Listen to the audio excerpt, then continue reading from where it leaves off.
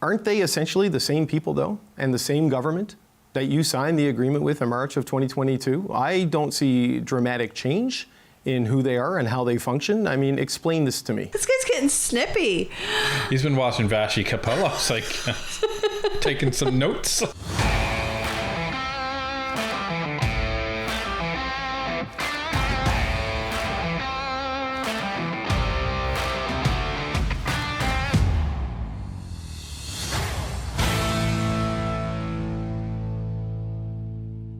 You know things are bad for Jagmeet Singh when even the CBC is calling him out. That still didn't stop him from completing his catastrophic press tour by appearing on CBC to look foolish in front of the entire left-leaning audience of Canada. Let's take a look. What's your view of it from your side of things?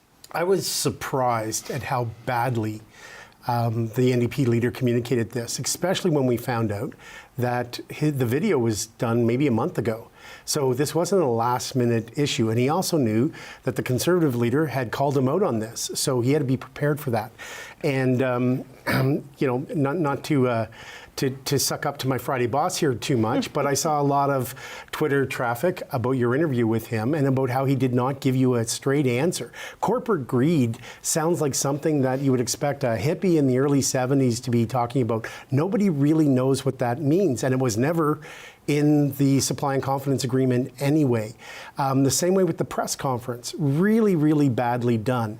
And he had so much time. He was in control of this. This was his moment to look decisive, and he did not. I do know the Liberals did consider at one point, would it be to their benefit to look decisive and to cancel the deal instead of the NDP? Right. But again, they're able to say that they made this Parliament work. And Minister Blair, in his earlier interview to you, mentioned the number of minority governments, you know, since World War II. Well, 11, I think, yeah. Yeah, I'll start with the millennium, and there's been 5. There, out of the 8 elections, 5 of them have resulted in minority governments. And so perhaps we need to start looking at these deals as what we need to keep a Parliament sitting for longer than 2 years.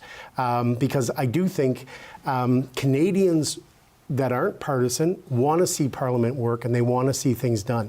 The last thing I'll say on this, David, is I saw some New Democrat MPs say that they had gotten everything they wanted out of this. But what they really wanted out of this, and what most politicians want, is credit. Yeah. And they've never gotten the credit that I've never understood. And again, we keep treating Singh like he's a new politician. He's been around since 2011. He's not a newbie on this. And I think every time that they got a victory, he turned around and started criticizing the Prime Minister. And people would say, why are you in a deal with him then if you dislike this guy so strongly? And that's the million-dollar question. That's the $2.2 million pension question. Yeah, that's the truth right there. I mean, why did Singh stick in this deal with the Liberals for so long? Typically, when a government forms a coalition, the other party, so in this case the NDP, would have members in cabinet. That's what they get out of this deal. The NDP seems like they got scraps. They got scraps for dental care. They got scraps for pharmacare. And it really does make you ask the question, if they weren't really getting anything good out of this deal, why did they stay?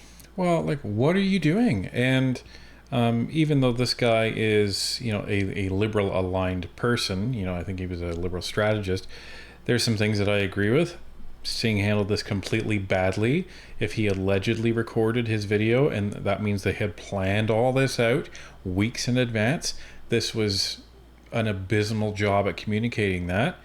And, you know, trying to look decisive, meanwhile you looked like the most indecisive person in Ottawa at this point. But I also completely disagree with him when he says, well, we need more deals like this. No, we don't. We don't, because that is not how Canadian democracy, you know, should be working. The way it should work is what Stephen Harper did, is that he has to work with all parties so that all Canadians are represented within the government. Stephen Harper, when they needed something done, they would go to the Bloc, for example, and say, okay, we need this done. We need your votes. Like, what are you asking for in return? Yeah. And they would do the same with the NDP and the same with the Liberals. That's how a government works together, not forming these coalitions and holding the voters hostage. Right. Bingo. So this was a panel that they put together, the day after. You've essentially seen everything that you need to know from this panel from that one gentleman. Obviously the NDP person on this panel was saying, "Oh, I think Jagmeet did great." Oh, of course. Sure you will. And you already know what the Conservative guy is going to say. So let's rewind to the day before that this panel happened, because the gentleman was referencing Jagmeet Singh being on CBC. So let's see what happened. Federal New Democratic Party, and he joins me now. Mr. Singh, welcome back to Power and Politics. Thanks so much. You keep saying that Prime Minister Justin Trudeau caves to corporate greed and won't do what needs to be done. Can you give me a specific example where you asked the Liberals to take action on corporate greed and they didn't do it?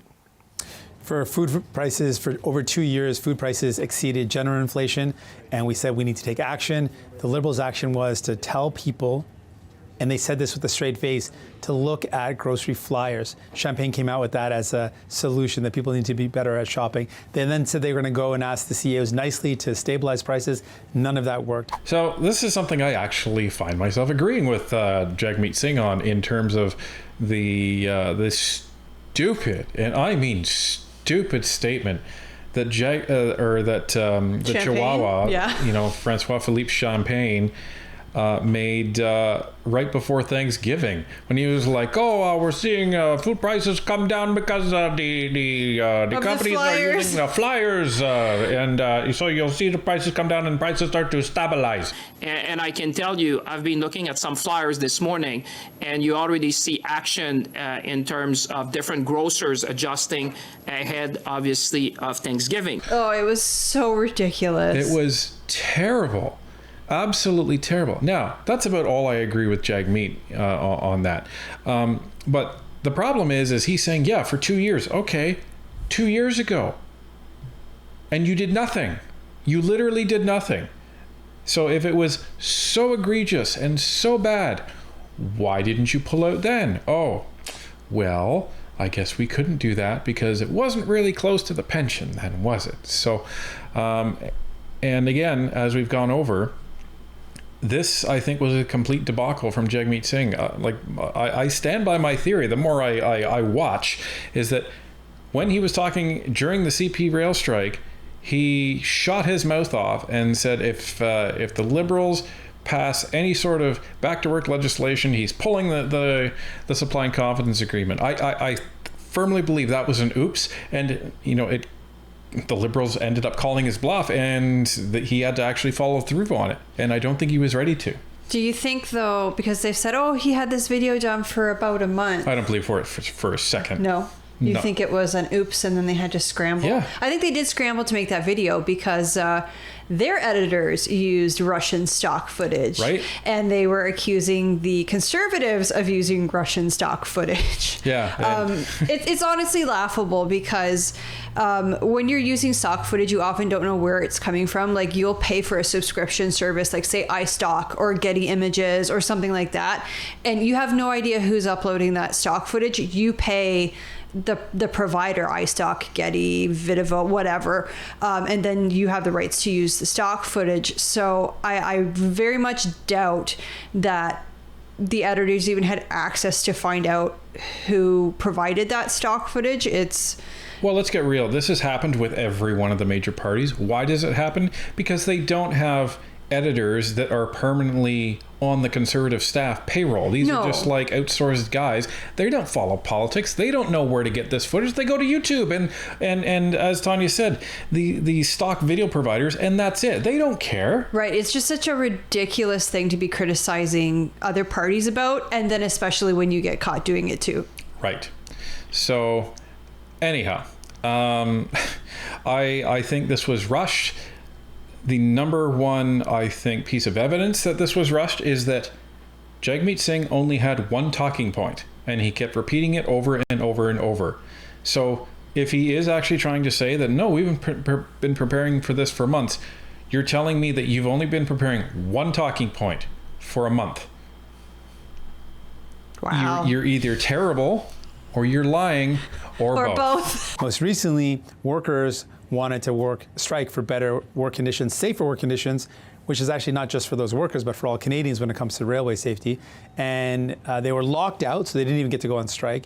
And then instead of allowing for a negotiation to happen at the table, the Liberals, Justin Trudeau, caved to corporate interest and forced binding arbitration, which undermined the workers' right to negotiate fairly, and also rewarded bad behavior of corporations that in a lot of ways had some shady collusion in the timing of both the CN and CPKC labor disputes happening around the same time, both undermining workers, both hurting workers. So many examples, but those are the two I can give you. Well, let's just talk about food prices, because I know this has been something you've been talking about. You've been going after Galen Weston. You've been going after grocery CEOs.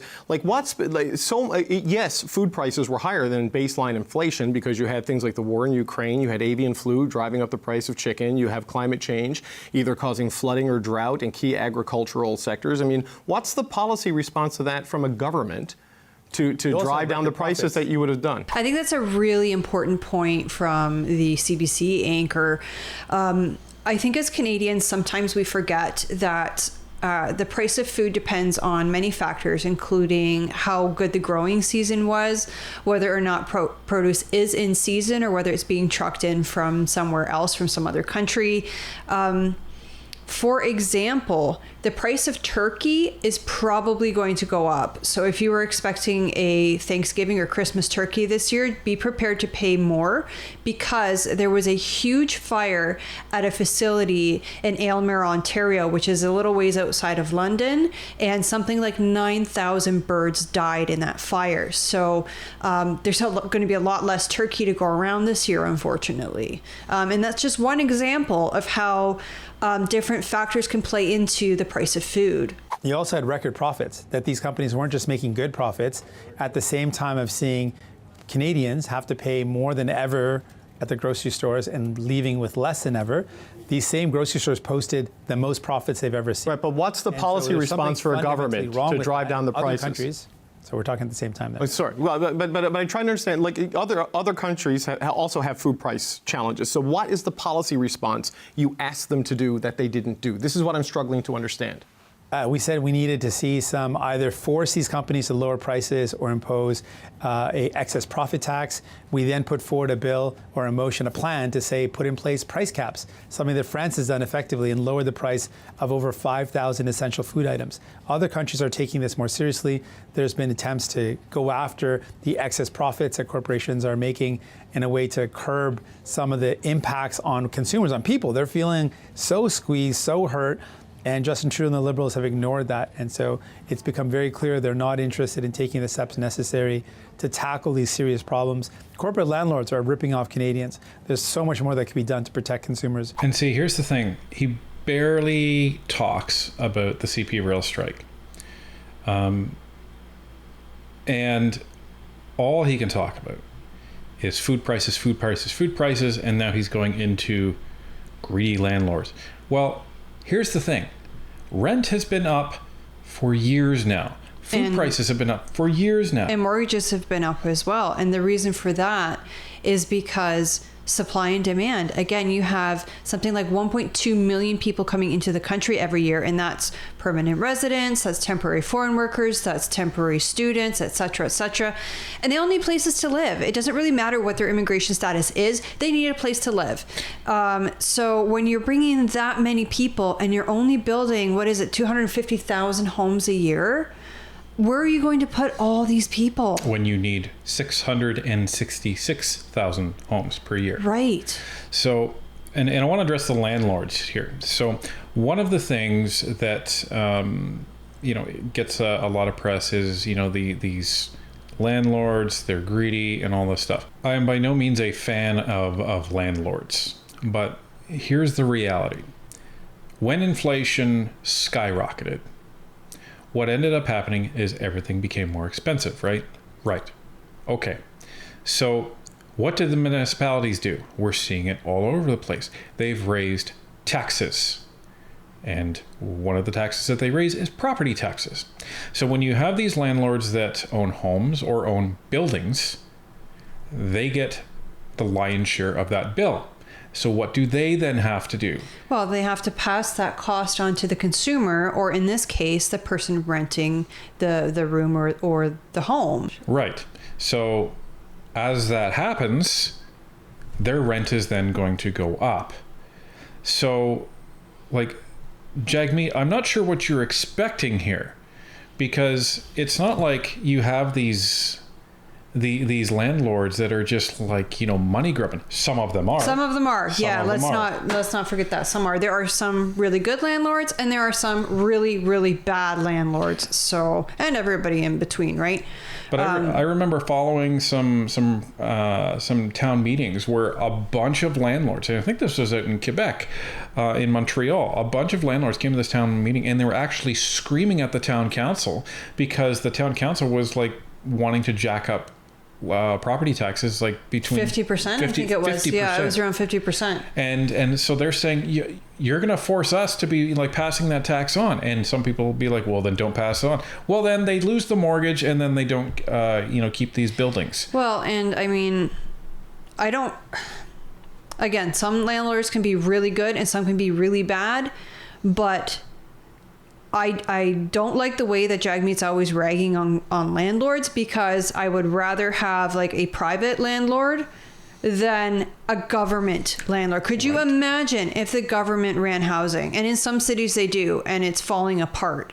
Protect Canadians, protect renters, and the Liberals refuse to do so. Okay, so what can they do on rent? Because rent is provincial jurisdiction. That's what runs rental regulations, landlord tenants agencies. These are our provincial government powers and responsibilities. What is it you asked them to do on rent that they didn't do? Well, a significant number of corporate landlords take federal money. They take federal money in the form of preferential tax treatment. They take it in the form of direct subsidies. They take it in the form of having their loans backed by CMHC. We said that not a cent of federal support should go to corporate landlords that rent evict their tenants, that mistreat their tenants, that jack up rents above guideline increases. And I've met with many tenants in Toronto and communities across the country where they are in a building that receives some of those forms of federal support and are being exploited and being ripped off. That's another tool. There are many excuses if the federal government wants to find an excuse not to solve a problem, but I think leadership is not finding an excuse, it's finding a solution. And when it comes to these federal supports being given to corporate landlords, that is a powerful tool to say, no, we're not going to give you a cent of federal support unless you follow these guidelines. Have some strings attached to the fact that CMHC backs with insurance on loans that give these large corporate landlords the ability to buy more properties. These are tools that can be used, but they're not being used. Leadership is not only about finding solutions, Jagmeet. The most important thing a leader can do is to shut their mouth and listen. And Canadians have been screaming at you for the last 2 years, telling you what to do, and you have refused to listen. The other thing that a leader does is they do the right thing, especially when it's difficult. Well, and they do the right thing for the people they're leading, even if it's not necessarily the right thing for the individual leader, like as a person. So that would mean, calling an election, let Canadians choose their prime minister and giving up your pension. Right. Sometimes being a leader is, a lot of times being a leader is you handle the hard stuff, you take the flak to protect everybody else that you are trying to provide leadership for. So sometimes you're going to take flak for the decisions that you make. But as long as the decisions are in the right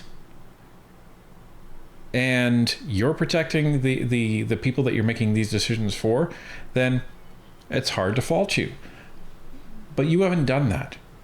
You have sat behind Justin Trudeau, tried to use him as a shield, you tried to use him as your leader, ironically. And, when the coast is clear, you pop your head out and you badmouth and you badmouth and you badmouth, and then you pop back behind him. That's not a leader, that's a follower. Look, there's disagreement on what exactly is driving the grocery store chain profits and whether the government can really put a cap on food prices and have a realistic effect. They've done it in other countries. Sure, well, but they have different laws and they have different trade agreements. I mean, can you legally impose price caps on goods that come in from Mexico and the United States without triggering some sort of a trade dispute?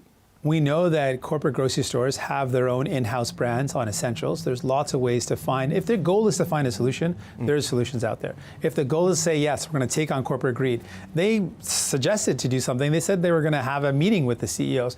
Well, why not threaten them with excess profit tax? There's lots of tools. You know, the whole excess profit tax, grocery stores only make between a 4 and 6% margin, profit margin as it is. And that's not, you know, the price on the shelf. There's a lot that goes into a profit margin that's not just, okay, well, they bought it for 50 cents and now they're selling it for $2. Like there's a whole bunch of stuff that goes into that figure to create that profit margin.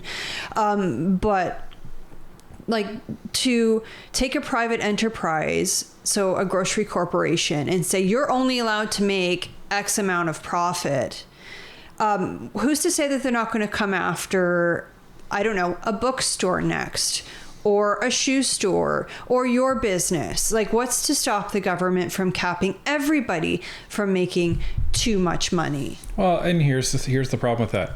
What do you think is going to happen if they start taxing the profits of grocery stores? They're going to then pass that cost down onto the consumer, so that essentially it again becomes not a tax on the grocery stores, it becomes a tax on the consumers. Or worse, we won't get choice and variety in terms of who our groceries Bob's are. potato chips. No, but like the grocery stores themselves will pull out of Canada, or maybe new grocery stores, say from the States, won't come into Canada and won't expand into Canada. Like when you cap profits like that, there's a whole lot of problems that come with it. Well, and the other thing, you know, because people talk about, well, you know, the grocery sector is becoming a monopoly and everything like that. That's a different problem, and it's a problem that needs to be solved. But the problem is you can't eliminate the free market in order to create a free market. Right. It's really about the will. And this is the problem with the Liberals and Justin Trudeau. They're very quick to find excuses. There are a lot of solutions. If you want to get things done and you are the Prime Minister of Canada, there are so many tools at your disposal to get things done. Okay. If you want to find excuses, yes, there's lots of excuses. Say, oh, I can't do this, I can't do that. But if you want solutions, you can find them. But okay, just as a final point on this, if you wanted them to take action on food prices, you know, even though there's some disagreement on that, if you wanted them to do something on rent, even though that falls into provincial jurisdiction, why not make those conditions of the supply and confidence agreement, try to renegotiate it, put it in there, and use the tool that you had to make that part of the agenda rather than walking out and losing that leverage play? Well, we've got a lot of things done, and I think it's important to point out we got a significant number of things done that were part of our agreement. The dental care program is out the door. It's being delivered. Seniors are getting it. Kids are getting it. It's a brand new program that we forced the government to deliver. Pharmacare legislation is passed. Anti-scab legislation is passed. Some of the key pieces that we wanted to have done, the Sustainable Jobs Act is passed. We passed these pieces of legislation. Some of them we needed to see the rollout into this summer, and we saw that with the dental care piece. And then it became very clear with the overwhelming amount of evidence that the Liberals are too weak, too beholden to corporate interests to do what's necessary to make people's lives better. And they show again and again more evidence of that. And they're also too weak and frankly similarly beholden to corporate interests to take on Pierre Poilievre and the threat of conservative cuts. The next election is going to be a change election. Okay, but we're done with Justin Trudeau. That was such a terrible answer. Like, were you expecting better? But it's like he's trying to outdo himself every question. So just let me frame this. It's very performative, isn't it? Well, but it's bizarre because, again, this is the problem with not listening. He didn't even hear the question. No. So the question is, okay, so if you really wanted to take on corporate greed, and if you really want to go after the grocery stores, why didn't you try to renegotiate the supply and confidence agreement? He could have done that last year when all of this was blowing up, right? His response was, well, we got a lot done. Time out. Okay, so you got a lot done, and you're saying dental care and pharmacare and everything like that. What that translates into, Jagmeet, is, okay, well, I didn't want to get the corporate greed stuff done. I didn't care that much that people were actually starving. I didn't care that much that people were paying all this stuff. I wanted to use this as a club. So you're saying that you cared more about dental care and you cared more about pharmacare than people eating and people being able to house themselves. That's what that answer translates into. Well, and I think we've discussed that in the past, saying that why is he focused on these things when Canadians are, having to use the food bank in record numbers and Canadians are homeless in record numbers. Those seem like very big issues because those are like critical. You need to eat to survive and you need a place to live. You need a safe place to live. And instead, he's focusing on dental care and pharmacare, which you could argue that they're important. But it's, to me, like food and shelter are number one. Well, and here's the thing. I hate to belabor the point because I know we've hammered on this so many times, but it is so important because every single anchor is trying to ask him, why did you end the supply and confidence agreement? And there's no good answer. And we go back to the spring and we go back to what we felt was essentially an election platform on a platter for Jagmeet Singh, which is the Liberals didn't get the pharmacare program done and out the door or passed by the end of 2023, which is in the supply and confidence agreement. Then Jagmeet allowed this extension. Never mind the fact that at his own convention in October that year, his whole party voted unanimously, and I mean unanimously, to exit the supply and confidence agreement if the Liberals didn't get pharmacare passed by the end of 2023. So Jagmeet ignored the will of his party, allowed this extension, and all that ended up was some, trimmed down wish version of pharmacare that only included contraceptives and one condition, which was diabetes. So right, because they wanted single universal pharmacare, and at their convention their delegates voted that they would accept no less than that. Right. And they got like a fraction of that, and it was 3 months late. So coming back to my point, if they had ended the supply and confidence agreement then, when he's talking to all of these anchors, why did you end the supply and confidence agreement? Because they didn't deliver on pharmacare. Done. And that's what you campaign on.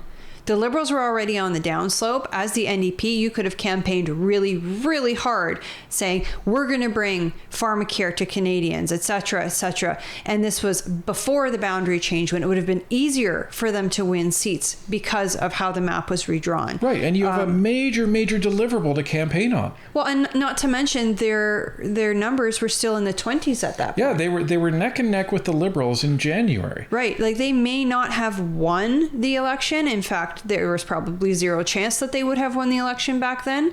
The Conservatives would have had a majority still, but the Liberals had the NDP had a really good shot at being the official opposition. The Liberals would have been the third party, possibly even the fourth party. So now let's fast forward to now. Let's say an election happens in the next couple months. Jagmeet Singh's core tenet of breaking this agreement is corporate greed. You can't run on corporate greed. So, I mean, you can if you're a socialist. But like what? Well, and we know Jagmeet is a socialist, and check out our live stream to learn why. But anyway,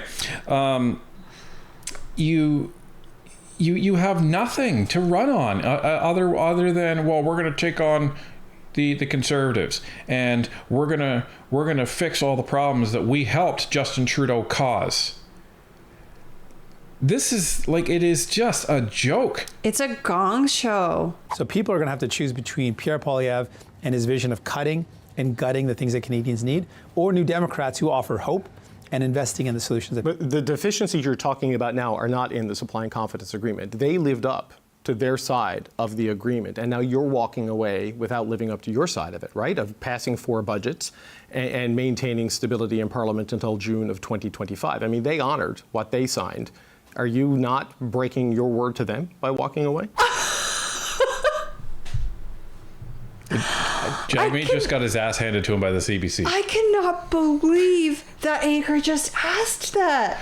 I mean, maybe I can because CBC is usually pro-liberal, but like, he's right. Yeah, Jagmeet just got his ass He's handed right. to him. And again, like Ryan was just saying, the Jagmeet and the NDP should have broken this deal in March, maybe even February, because then it would have made sense that the Liberals didn't hold up their deal about pharmacare, so we're breaking this agreement. We're going to election. We're going to campaign really hard on dental care and pharmacare, and Canadians will choose. And again, their numbers were like in the 20s back then. So if they campaigned really hard, I believe that they could have won official opposition just based on the numbers. Well, and again, now they're in this position, right? Well, okay, so the Liberals basically delivered everything that you asked for. Why are you And now you're done? breaking the agreement? Why are you, Jagmeet, going back on your word? And the answer is because they have to. Right. Like, either a combination of Jagmeet shooting off his mouth and having to actually follow up, or the fact that they're taking an ass kicking in the polls and they are hearing it at the doors on the by-election when they're going door knocking and everyone's like, you want me to vote for you as an NDP and not the Liberals because the Liberals suck, even though you've literally been propping them up until last week. You're basically the same party at this point. So they have to, strategically, the NDP does have to distance themselves from the Liberals before we go to election. Because suppose this does go until October next year. They can't go the whole way in a deal with the Liberals. They have to break it off. But again, there's no reason for Jagmeet to break it off right now, because this whole business about, the strike with the rail workers is not in their agreement. The Liberals, as much as we hate to admit it, lived up to their agreement. And you can say they didn't fully because we don't have universal single payer pharmacare. But back in March, Jagmeet was willing to accept the pharmacare that they did give. So, like, he has screwed this up every single step of the way. Well, and let's also be clear. Just because the Liberals delivered on something doesn't mean it was successful. True, but I think the anchor makes a great point that the Liberals did deliver on what was asked of them.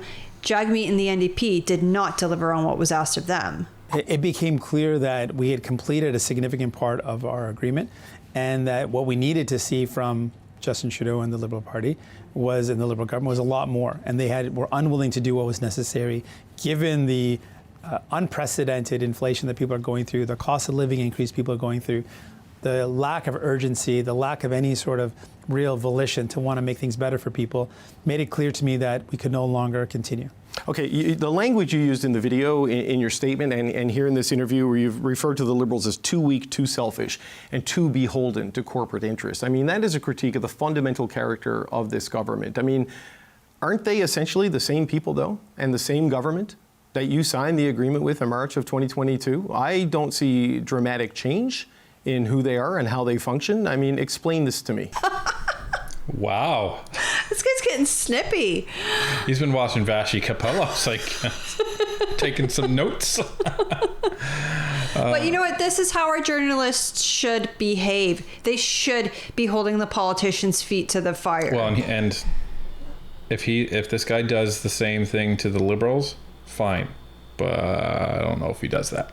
No, but I am enjoying this right now. Saw a dramatic change in people's circumstances when we first embarked on this agreement over 2 years ago, and we saw subsequently a massive increase in cost of living and a complete abject failure of Justin Trudeau and the Liberals to respond to that. They did not respond to food prices while acknowledging that it was a problem. You have to recall that they did come out and do press conference saying, okay, yes, it's a problem. You got to look at your food flyers. You got to look at grocery flyers and look at the deals. Like, that's an insulting thing to say to a family that's saying, we're spending more than ever before on groceries and are leaving with less than ever before. And they hear from Justin Trudeau's government, one of their ministers saying, you got to do a better job of shopping around your flyers. Then they get this fake promise of, we'll force them to stabilize prices by asking them nicely. I mean, this is all an acceptance of the problem, but a failure to do anything meaningful to address it. That became very clear, and we saw more and more examples of that. Yeah, but again, okay, so food prices were at their highest, what, a year ago, 2 years ago? Yeah, last year, I believe. So rather than pull your support then, you're like, well, we still want to get some stuff done. So because you had skin in the game, you waited and accepted that. But not only that, the skin in the game didn't include grocery prices. Like, Right. they didn't sit down and renegotiate and say, we have to fix this for Canadians. Right, but the No. point is they didn't challenge Justin Trudeau and the government at that time and say, no, I don't care about my other programs. You have to fix grocery prices or we're pulling out of this. Right. He didn't do that. Right. He said, well, we still want to get dental care in and we still want to get pharmacare in. So we're not going to rock the boat on this and we're just going to, focus on that. And then once that was done, now they turn around and start, doing pot shots of 2 years ago. Oh, well, you didn't do anything then, even though I was there with you. Give me a break. Inflation. Struggles that people are going through made it clear that this government and Justin Trudeau and the Liberals are not up to the challenges. But I wonder, Mr. Singh, if you say they are too weak, too selfish, too beholden to corporate interests, I know you've left the supply and confidence agreement. How can you vote confidence in future confident votes in a government with these fundamental deficiencies? If I had an employee with those qualities and I had the chance to fire them, I'd do it. What are you going to do? Yeah. And this is what he's been asked at every single press conference. Because we know the Conservatives are cooking up a confidence motion. What? Absolutely. What was Pierre's answer? Well, we don't know how soon we can do it because we don't have the calendar yet. And guess who gets the first opposition day? The official opposition. So whenever that official opposition day, is going to happen, and it's not going to be too far off. Let's No. just be clear. I think they're usually Thursdays, but I'm not positive. It's either probably going to be either I don't know if it'll be as soon as the second week of the House sitting, which will be the last week of September, or it'll be on October. It's going to be quick. It's coming. It's only a few weeks away that the Conservatives are going to put out that motion because they want to expose Singh's hypocrisy as well. Because right now, I mean, the Conservatives, if all things stay the way they are, they're going to be the next government. But they are still fighting to take seats away from the NDP and the Liberals kind of equally, because I think they're probably both at the same point in the polls. And then they've got to worry about the bloc in Quebec. But the Conservatives want to point out the hypocrisy of Jagmeet Singh and the NDP because that will show Canadians, why would you vote for these guys? They're opting to keep you in misery under this Liberal government, even though they said they've pulled away, but they really haven't. This guy can't keep his word. We're going to take each vote as it comes. I'm not going to guess at what the vote is and guess at my vote at it. We'll take each vote as it comes and make our decision. But what is clear is what we are up against now is an election that will happen because I've torn up this agreement at a date that's now more uncertain. But that election is going to be about who can replace this government. And it's a choice between Pierre Poilievre, who wants to cut the things that Canadians need, been very open about wanting to cut people's pensions, one of the first things he announced in 2022. So he wants to cut people's pensions. Or New Democrats who want to strengthen someone's pension and ensure that we make life better for people. Okay, I do want to talk about the election in just a second, but I want a little bit more insight, if I can, into the timeline of how you made this decision. Because this video announcing it was released yesterday, and you've gotten some criticism for doing this days after Mr. Poilievre suggested you should tear up the agreement. But the video itself was recorded weeks ago, I'm told, at least a week and a half, maybe close to a month ago. So it was done well in advance of anything Mr. Poilievre said. When precisely did you make the decision to pull the plug on the supply and confidence agreement? Well, we've been having ongoing discussions about this for a while now in caucus amongst my team, and something that's not something that it was a last-minute decision that we just woke up and decided. It's something we've been thinking about. We were looking at things that we wanted to get done. We wanted to make sure that dental care, a big chunk of it was completed, and we wanted to make sure that things had been passed and out the door. And so we've been reflecting on this for a while.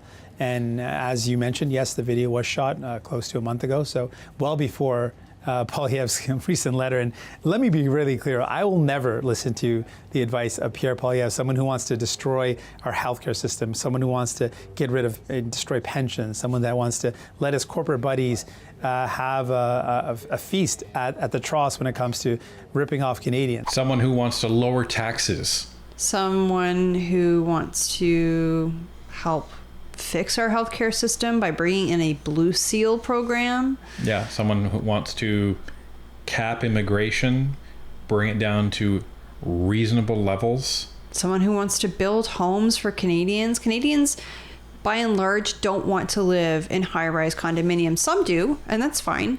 But if you speak to many young Canadians, they want a home with a little yard for their family, maybe their dog. Like, that's what Canadians want. Well, and Pierre wants to roll back the catch and release legislation. They want to roll back all of these terrible, terrible regulatory bills that prevent us from actually exploiting the natural resources that we have, from preventing Canada from helping with global pollution by exporting our natural gas to coal-burning countries to encourage them to use natural gas instead of coal. He wants to defund our media because our journalists should not be on the government payroll. None. At all. None. Run a business. If you can't run a business, then don't go into business. Do better. I'm never going to listen to a guy like that. Someone who wants to let his buddies rip off Canadians at grocery stores and when it comes to corporate landlords. That's not someone I'm ever going to take advice from. Okay, so you made the decision, what, in July, in June? Like, when was the actual decision point made? And then let's go shoot a video to be ready to announce it to the world. I can tell you that we made this decision over lots of reflection, and the decision was announced yesterday. We've torn up the agreement, and now we've made it very clear that we are going to go vote to vote, and this sets up a question about the election. We know that makes the election more probable than before. Before it was less probable, now it's more likely, and we're ready for that. And the choices for Canadians are in front of them. Conservatives under Pierre Poilievre, the one. I have to interrupt him. Jeez.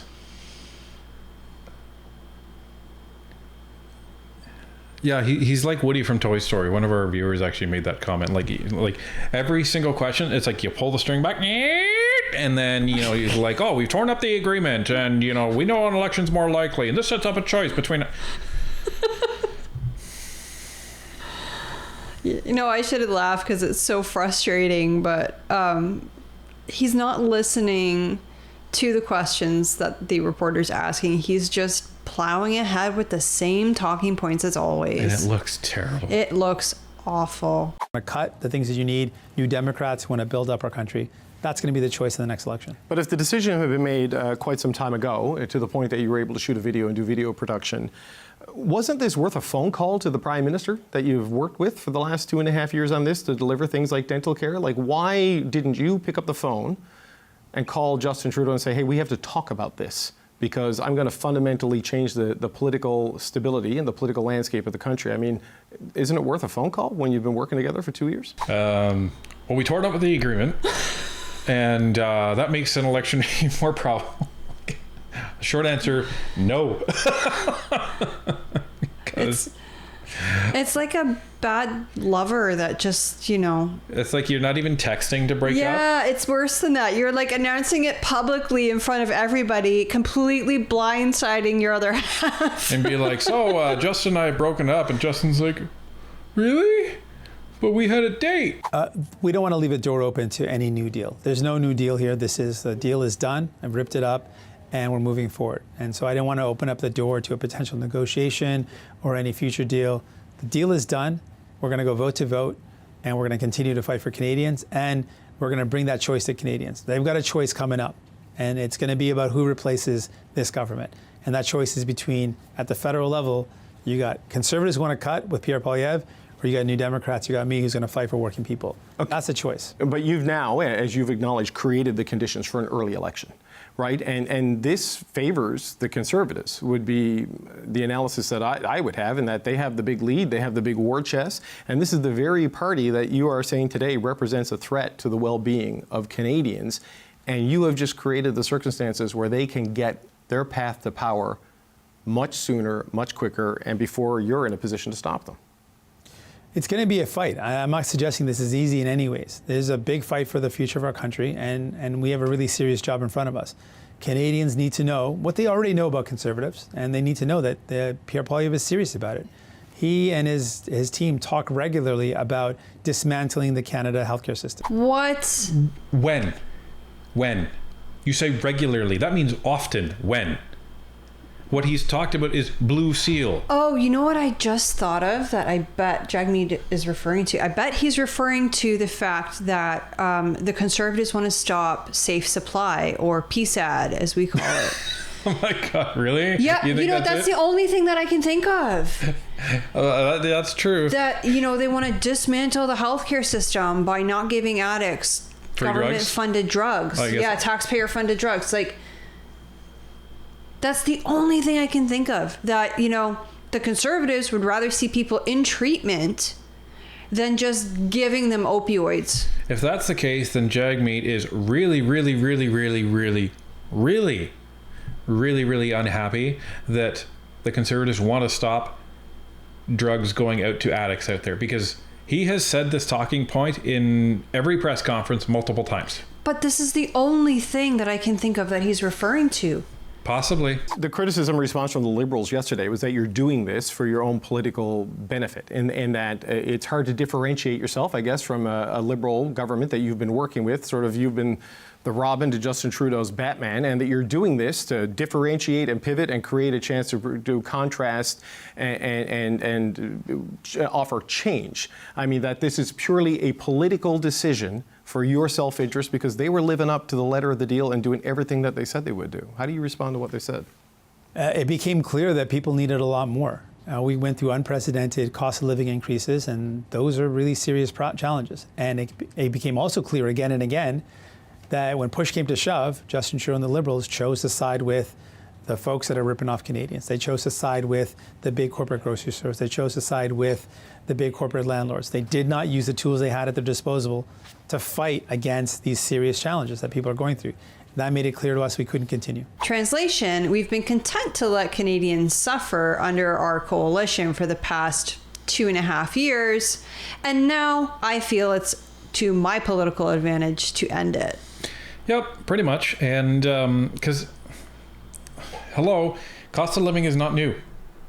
Cost of living, you know, really what we knew it was going to be at its, I'm not going to say at its worst, but we knew that the acceleration of the cost of living was at its worst about a year or two ago. So, you know, the fact that you're acting all surprised that Canadians are having a hard time through cost of living is a little rich, because this is how Pierre and the Conservatives were able to beat both of you, Trudeau and Singh, to a pulp in the polls last summer. Like, what do you think was going to happen? And I find it also rich that it was after the barbecue circuit. I'm like, well, okay, so our message didn't resonate at all. I guess we only have one thing left: break the supply and confidence agreement. All right, let's get the video together, Jimmy. Like, this is what you have. And it is absolutely a joke, and nobody believes you. But the Conservatives are a threat to cut everything that Canadians hold dear, in your view, and the Liberals are a threat to keep selling out to corporate interests, in your view. The Liberals have been hammered by corporate Canada for their capital gains tax increase, windfall taxes on insurance and financial institutions, oil and gas emissions cap, digital services tax, which is putting us into a collision course as a country with the United States potentially. They brought in a minimum tax on the wealthy to avoid them, to make it harder for them to use deductions to get around paying tax. I mean, that is not a pro-corporate agenda, a pro-wealthy agenda as you're defining them. When it comes down to it, though, when push comes to shove, on the two most fundamental things that Canadians care about, cost of their groceries, cost of their rent, on those two fundamental things, they've caved heavily to corporate interests. And there he just exposes himself. CP, C and Rail, zero. Had zero to do with it. So I think this was an oops. Yeah, I think he shot off his mouth and then had to cash that check eventually, yeah, right? Trudeau called his bluff. Yeah, and he couldn't wait too long. And now the Conservatives are going to call his bluff. Within the next few weeks, you watch. The Conservatives are going to put forward a non-confidence motion against this government. I think the Bloc will probably vote non-confidence just because typically they do. They don't usually want to be seen as supporting a federalist government. And the NDP will probably vote to keep them in power, which it just exposes Jagmeet's hypocrisy for all Canadians to see.